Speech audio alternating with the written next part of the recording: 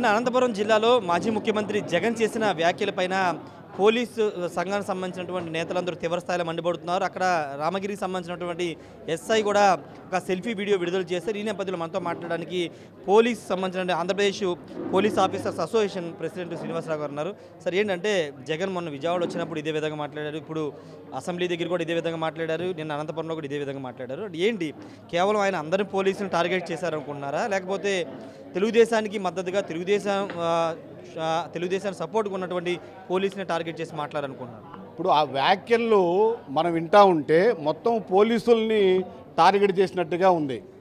నిజంగా చెప్పాలంటే ఆ వీడియో చూసిన మా కుటుంబ సభ్యులందరూ కూడా, లేడీస్ కూడా ఇంత దారుణంగా మాట్లాడతారేంది, మేము కూడా ఎప్పుడు ఇలా మాట్లాడుకోము, మేము ఒక మాజీ ముఖ్యమంత్రిగా చేసినటువంటి జగన్మోహన్ రెడ్డి గారు ఈ విధంగా మాట్లాడటం ఏంది, మేము కూడా ఆయనకి ఓట్లు వేసాం, గెలిపించాము ఆయన్ని, అయినా కూడా ఆయన ఇంత దారుణంగా మాట్లాడుతున్నారని చెప్పి చాలా నిజంగా బాధపడుతున్నారు.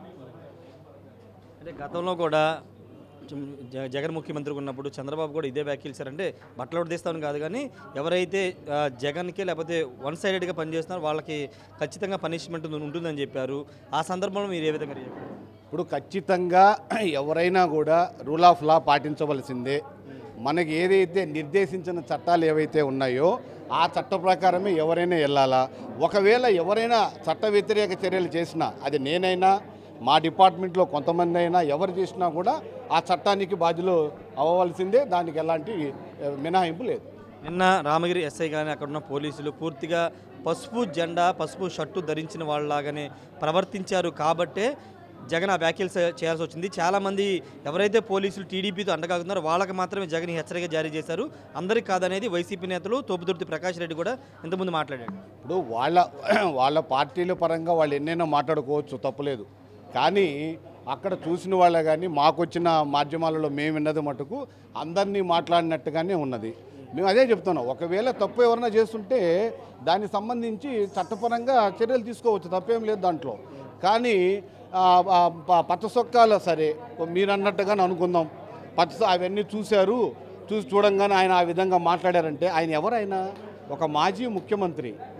ఏదన్నా ప్రావకేషన్స్ కింది స్థాయి సిబ్బంది ఎవరైనా చేసినట్లయితే వాళ్ళని ప్రొటెక్ట్ చేసి, తమ్ముడు ఇలా చేయకూడదమ్మా, మనకు సాధించిపెట్టిన రాజ్యాంగంలో ఈ విధంగా ఉంది, చట్ట వ్యతిరేక పనులు మనం చేయకూడదని వాళ్ళని నివారించాల్సిన స్థానంలో ఉన్న ఆయనే మాట్లాడితే ఇక లాండ్ ఆర్డర్ ఎట్లా, మీరు ఒకసారి ఆలోచించండి. అలాంటి పరిస్థితులు ఉన్నాయి అసలు ఆంధ్రప్రదేశ్లో? నిదానంగా మాట్లాడే సిచ్యువేషన్ ఖచ్చితంగా ఉండాలని కోరుకుంటున్నాం మేము. ఎందుకంటే అంత రూల్ ఆఫ్ లా పాటించవలసిందే.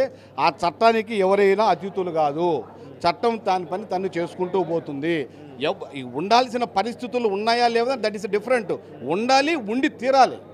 అది ఉన్నప్పుడే మన ప్రజాస్వామ్యం, మన కూడా, లేకపోతే ప్రజాస్వామ్యానికి అర్థమే లేదు. రామగిరి ఎస్ఐ టీడీపీ వాళ్ళతో తిరగడం, టీడీపీ వాళ్ళతో ఉండడం కొన్ని వీడియోలు సోషల్ మీడియాలో వైరల్ అవుతున్నాయి, వాటి గురించి ఏం చెప్తారు? అంటే ఆయన వాళ్ళతో తిరిగాడా, ఏ స్థాయిలో తిరిగాడు నేనైతే చూడలేదు. ఒకవేళ తిరుగుంటే అది కరెక్ట్ కాదు. మీరు అన్నట్టుగా తిరుగుంటే అయితే కరెక్ట్ కాదు. అంటే పార్టీలకు సంబంధించి ఎవరు ఇష్టమైన వాళ్ళకి ఓటు వేసుకోవచ్చు. ప్రజాస్వామ్య వ్యవస్థలో మనకి రాజ్యాంగం కల్పించినటువంటి హక్కు, మన ఇష్టమైన వాళ్ళకి సేవ్ చేసుకుంటాము, అదేం తప్పు లేదు. కానీ మీరు అన్నట్టుగా ఏదైనా జరుగుతుంటే అది తప్పుగాని మేము కూడా భావిస్తాం, మేము కూడా ఆలోచిస్తాం దాని గురించి. అసలు ఏ సందర్భంలో ఆయన అన్నాడో అది కూడా తీస్తాము, దాని మీద కూడా విచారణ చేయమని చెప్పి ఉన్నతాధికారులకు రిపోర్ట్ చేస్తాం. ఇప్పుడు జగన్ మీద ఏమన్నా కేసు ఫైల్ చేయబోతున్నారా? అంటే మేము అడిగిన డిమాండ్ ఏంటంటే ఏదైతే జగన్మోహన్ రెడ్డి గారు ఏదైతే పోలీసు ఉద్యోగుల నుంచి అనుచిత వ్యాఖ్యలు చేశారో ఆ వ్యాఖ్యలను ఎమ్మటే వెనక్కి తీసుకొని మాకు బహిరంగ క్షమాపణ చెప్పాలని ఆంధ్ర పోలీసు అధికారుల సంఘం నుంచి డిమాండ్ చేస్తున్నాము. అట్లు ఆయన చేయని ఎడలా మేము చట్టపరంగా న్యాయస్థానాలను ఆశ్రయిస్తాం. ఆయనకు ఒక క్వశ్చన్ సమాధానం చెప్పండి. మీరు కూడా మీ అసోసియేషన్ కూడా ఏ ప్రభుత్వం మారితే ఆ ప్రభుత్వానికి అనుకూలంగా, ప్రభుత్వం మారిపోయినటువంటి మాజీ ముఖ్యమంత్రి అయితే చాలు వాళ్ళకి వ్యతిరేకంగా ప్రెస్ మీట్లు పెట్టి మాట్లాడుతున్నారు అని మీ క్రెడిబిలిటీ మీద కూడా మాట్లాడుతున్నారు. వాస్తవానికి మీరు మంచి ప్రశ్న వేశారు, ఇది అందరికీ తెలియాలి కూడా. ఇక్కడ ప్రభుత్వం ఏదన్నా ఉంటే అది కాదు, పోలీసులను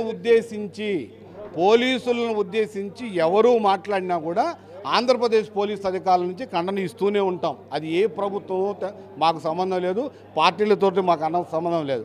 పోలీసు వ్యవస్థని దిగజారి మాట్లాడి సరే ఓకే, మీరు దిగజారి మాట్లాడినప్పుడు మేము కూడా ఖండించలేదు. ఖండించకపోతే మళ్ళీ మేము మా సోదరులు ఎలా ఉద్యోగాలు చేయాలి రేపు?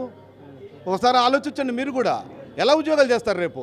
మేము ఖండించలేదు, మేము గమ్మునున్నాం, ఆ ప్రభుత్వాన్ని ఇది చేస్తామని మేము ఈ ప్రభుత్వం చేస్తామని మేము గమ్మునుంటే మరి వాళ్ళకి మనోధైర్యాన్ని నింపకపోతే రేపు వ్యవస్థలు వాళ్ళు ఎట్ట పనిచేస్తారు? ఇప్పుడు ఆ సోదరి అంటూ ఉంది పోలీసు ఉన్నందువల్ల మేము కూడా ఉన్నాం కదా సార్ అంటే మేము ఏం సమాధానం చెప్పాలి ఆవిడికి? అది అర్థం చేసుకోమని చెప్తున్నాం అంతే. ఎవరైనా చట్టానికి వ్యతిరేకంగా ప్రవర్తించొద్దు. నిజంగా ఎవరైనా చట్టపరంగా ఇప్పుడు నేనే ఉన్నాను, మీరు అన్నట్టు నేనే తప్పు చేశాను అనుకో, నా మీద కూడా చర్య తీసుకోండి. చర్య తీసుకోమని చెప్తున్నాను నేను. 100% నేను కూడా దానికేమి ఇదేం కాదు, అబ్నార్మల్ ఏం కాదు. అందరూ దాని కింద రావాల్సిందే. కాకపోతే మనం జస్ట్ మాట్లాడుకుంటాం అంతే, అవి నడవదు. ఎవరైనా రూల్ ఆఫ్ లా కిందకి రావాల్సిందే. ముఖ్యమంత్రి మెప్పు కోసం అయితే కాదు, ముఖ్యమంత్రి పోలీసులు మాట్లాడారు. ముఖ్యమంత్రి మెప్పు కోసం మాకేముంటుంది? దాంట్లో మేముండదు. మీరు అన్నట్లు ఏం మెప్పు ఉంటుంది మాకు? మా ఏదన్నా ఉంటే రిప్రజెంటేషన్స్ ఉంటే మా డిమాండ్స్ ఉంటాయా, మాకు ఈ విధంగా ఉండని చెప్పేసి ఏ ముఖ్యమంత్రిని కాదు, అక్కడ ఏ ప్రభుత్వం అధికారంలో ఉంటే ఆ ప్రభుత్వానికి వెళ్ళాయా మా వాళ్ళు ఈ విధంగా కష్టపడుతూ ఉన్నారు, 100కి ఒకరే ఉన్నారు, లేకపోతే 1200 మందికి ఇంతమంది ఉన్నారు, చాలా తీవ్ర ఒత్తిడితో ఉన్నారని మొన్న మా హోమ్ మినిస్టర్ గారు చెప్పాం. ఈరోజు చెప్తున్నాను, హోమ్ మినిస్టర్ గారు నిజంగా మహాదేవత ఆవిడ. మేము ఎప్పుడు చూడాలి అలాంటి హోమ్ మినిస్టర్ని. నేను ఛాలెంజ్ చేసి చెప్తున్నా ఈరోజు, మహాదేవత హోమ్ మినిస్టర్ గారు.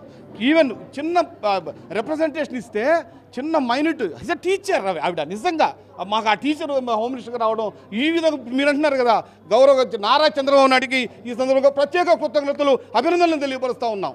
ఎందుకో ప్రతి ఒక్క రిప్రజెంటేషన్ ఇస్తే కూలంకషంగా మనం ఆ డీజీపీ ఆఫీస్కి వచ్చారు, రాగానే ఆవిడ మేము పోతున్నాము ఆవిడ పలకరించి ఎంతో అసలు సోదరభావం. ఏమంటున్నారు అలా మీరు ఎప్పుడు వ్యవస్థ అంటుంటారు, వ్యవస్థ కోసం ఏదో ఒకటి పట్టుకొస్తూ ఉంటారన్న మా దగ్గరికి అని చెప్పి మేడం గారే అన్నారు. అందరూ ఉన్నారు, నేనే సీక్రెట్గా చెప్పింది కూడా ఏం లేదు. సో మేము చట్టకు వ్యతిరేకంగా ఎవరైతే మాట్లాడతారో పోలీస్ అధికారుల సంఘం వాళ్ళని ఖండిస్తూనే ఉంటుంది. దాంట్లో వేరే సెకండ్ ఆప్షనే లేదు.